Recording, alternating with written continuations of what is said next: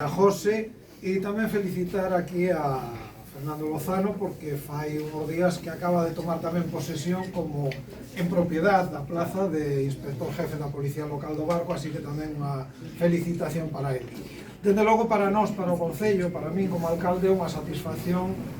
o día de hoxe porque abrimos ou culminamos, rematamos unha fase de traballos que levábamos moitos anos detrás desto.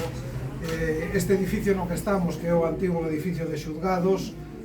pasou a ser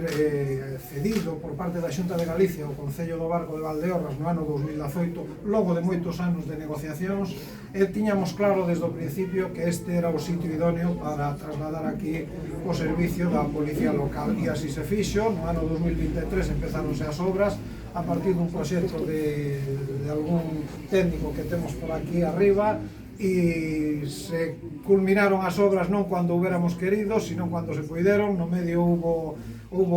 situacións, bueno, pues que retrasaron esta culminación, este remate das obras, pero bueno, ao final, a mediados de 2025 rematáronse. Este é un edificio que ten varias plantas, sabedes que ten un soto, ten esta especie de planta primeira ou entreplanta, ten dúas plantas máis arriba e logo ten unha baixo cuberta. Actuouse neste, máis na planta primeira que temos encima, foi un orzamento de 270.000 euros, asumidos os fondos propios do propio Concello.